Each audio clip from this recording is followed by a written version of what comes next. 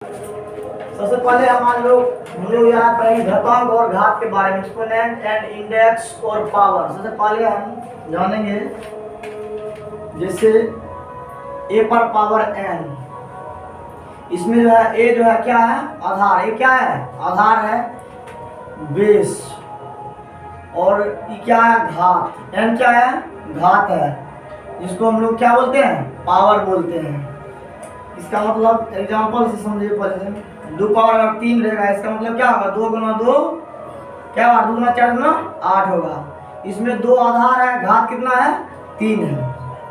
3 पर पावर यहाँ मान लीजिए रहेगा 3, यहाँ आधार बराबर कितना होगा, बोलिए। आधार बराबर होगा 3 और घात बराबर कितना होगा, घात बराबर होगा 3। इसी तरह से घातांक और घात का कुछ फॉर्मूला होता है,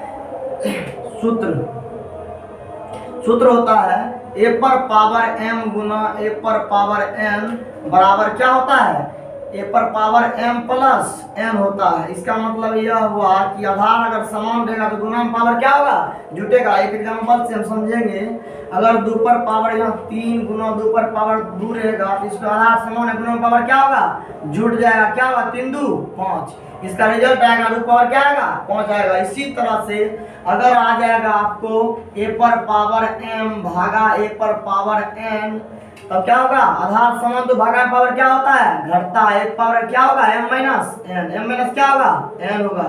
ये फॉर्मूला नंबर 1 हुआ। ये फॉर्मूला नंबर क्या हुआ, 2 हुआ। a पर पावर m भागा a पर n बराबर क्या होगा, बताओ बाबू।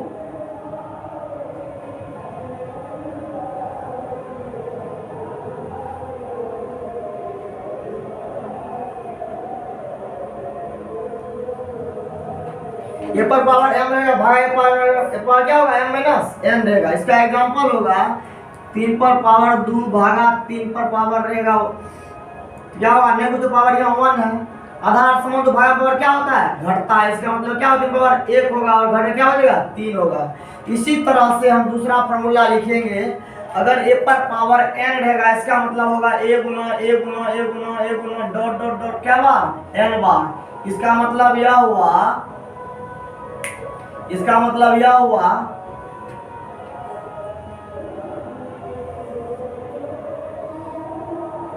Formula 1 formula 2 formula 3।